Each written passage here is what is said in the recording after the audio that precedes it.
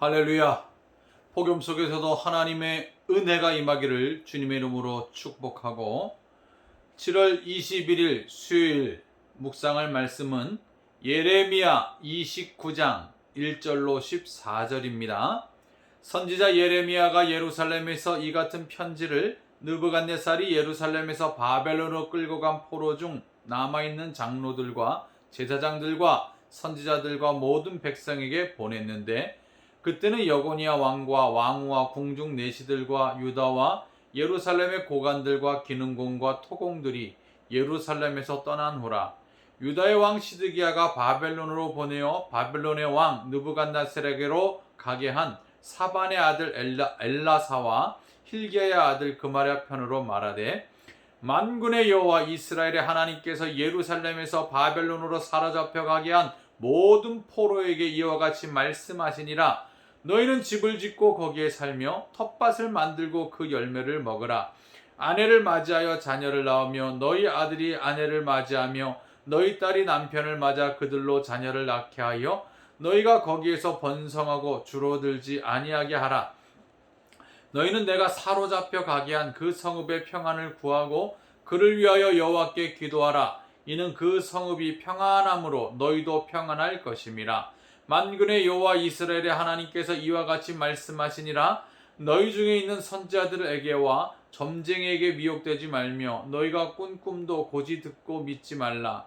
내가 그들을 보내지 아니하였어도 그들이 내 이름으로 거짓을 예언함이라. 여호와의 말씀이니라.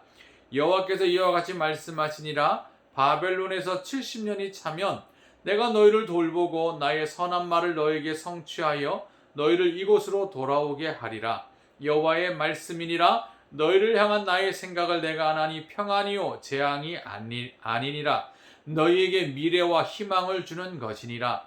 너희가 내게 부르짖으면 내게 와서 기도하면 내가 너희들의 기도를 들을 것이요 너희가 온 마음으로 나를 구하면 나를 찾을 것이요 나를 만나리라. 이것은 여호와의 말씀이니라. 나는 너희들을 만날 것이며 너희를 포로된 중에서 다시 돌아오게 하되 내가 쫓아 보내었던 나라들과 모든 곳에서 모아 사로잡혀 떠났던 그곳으로 돌아오게 하리라. 이것은 여호와의 말씀이니라. 아멘. 하나님께서는 예레미야 선지자를 통해서 바벨론에게 먼저 포로로 잡혀간 그 고관들과 또 기술자들, 백성들에게 위로의 편지를 보냅니다. 하나님의 메시지는 분명하죠. 예레미야를 통해 주신 말씀이 무엇이죠? 바벨론의 멍에를 맬 것이다. 곧 바벨론의 통치와 지배를 받을 것이다. 그 기간이 몇 년이라고요? 70년의 기간이 될 것이다. 70년 후에는 다시 하나님께서 유다 백성을 회복시켜 주실 것을 말씀하고 있습니다. 따라서 이미 포로로 잡혀가 있는 자들에게 하나님의 말씀은 반드시 이루어질 것이니 너희들이 위로와 소망을 품고 인내로 그 시간을 기다리라는 것입니다. 70년이란 시간 정말 길지요. 우리나라도 일제 강점기 36년 동안 얼마나 고통스러웠습니까? 그 약 2배가 되는 70년을 그 강대국의 통치와 지배를 받으려니 얼마나 고통스럽겠습니까? 하지만 그것이 하나님의 뜻이라면 70년이든 700년이든 기다려야 하죠. 거짓 선지자 하나냐는 2년이라고 말하지 않았습니까? 2년이 아니죠. 그거는 백성들의 귀에 달콤한 말을 들려주기 위한 인기에 영합한 거짓 메시지죠. 거짓 메신저는 하나님의 심판받아 죽음을 당하지 않습니까? 하여튼 하나님의 뜻은 70년이니 너희들이 70년 동안 살 동안 그곳에서 비록 잡혀간 땅이지만 그곳에서 평안히 살라는 거예요. 그 땅의 평안을 빌어야 너희도 평안히 살게 될 것이니 시집가고 장가가고 농사지어 그 열매를 맺고 하나님의 때를 묵묵히 기다리며 살라는 것이 예레미야 선지자를 통해 주신 말씀입니다. 사실 듣기에는 어떤 메시지가 좋아요? 거짓 선지자의 메시지가 좋지요. 70년 포로가 좋습니까? 2년 포로가 좋습니까? 당연히 무려 35배나 차이가 나지 않습니까?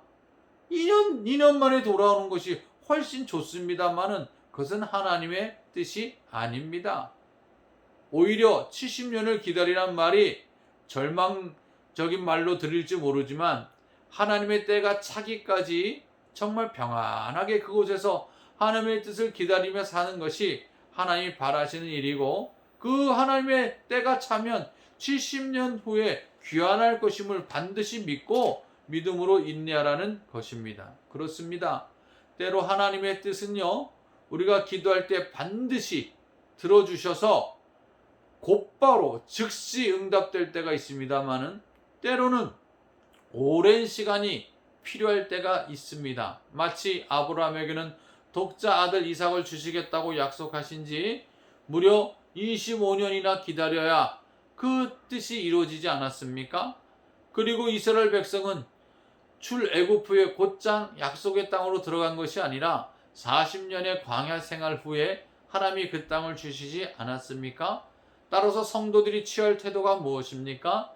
하나님의 뜻이 이루어질 때까지 성급하게 조급하게 조바심 가지고 보챌 것이 아니라 하나님의 때를 기다리고 잠잠히 인내하는 것입니다. 소망을 품고 하나님의 약속은 반드시 이루어진다는 분명한 믿음의 확신을 가지고 인내의 시간을 가져야 하는 것입니다. 하나님이 예레미야 선지자를 통해서 주셨죠. 내가 너희들을 향해 갖고 있는 생각이 무엇이냐? 오늘 11절 말씀에 여호와의 말씀이니라 너희를 향한 나의 생각을 내가 하나니 평안이요 재앙이 아니니라 너희에게 미래와 희망을 주는 것이니라. 예, 그렇습니다. 하나님이 자기 백성을 사랑하십니다. 하나님 오늘도 여러분을 사랑하십니다. 여러분을 향한 하나님의 마음이 뭐예요? 평안입니다.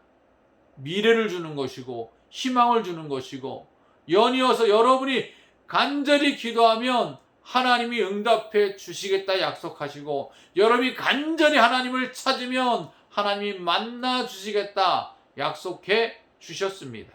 그 약속을 믿고 그 뜻에 따라 말씀을 따라 순종하며 살아가는 것이 성도의 바른 본분인 것입니다. 사랑하는 성도 여러분, 오늘도 여러분을 향한 하나님의 생각은 무엇입니까? 평안입니다.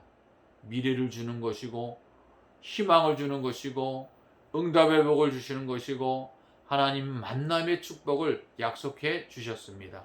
오늘 이 약속 말씀 붙들고 하나님께 간절히 하나님의 약속의 말씀 붙들고 승리하는 한 날이 되기를 바랍니다. 회복의 약속은 반드시 이루어집니다.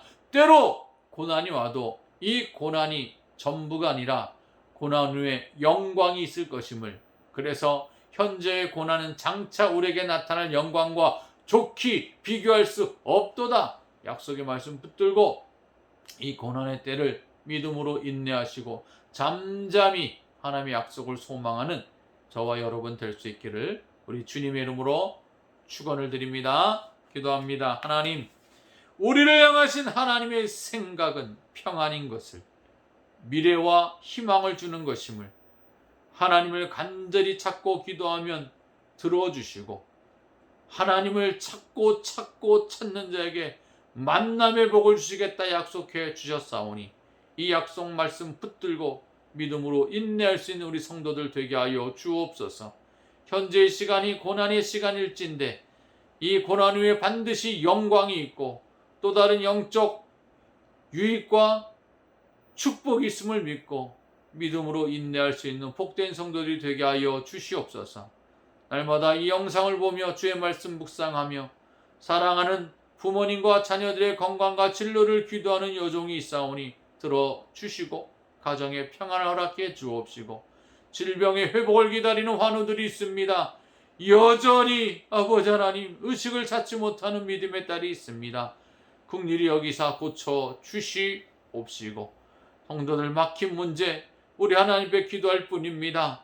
반드시 아버지 해결되게 하여 주시옵시고 코로나 이 위기가 속히 종식되어 예전처럼 하나님을 찬양하고 예배하는 복된 날 허락해 주옵소서. 폭염 속에서 영육간의 강건함의 복을 주시옵소서. 빌 때 이 모든 것 우리 주 예수 그리스도의 이름으로 기도 올리옵나이다. 아멘. 할렐루야. 승리하세요.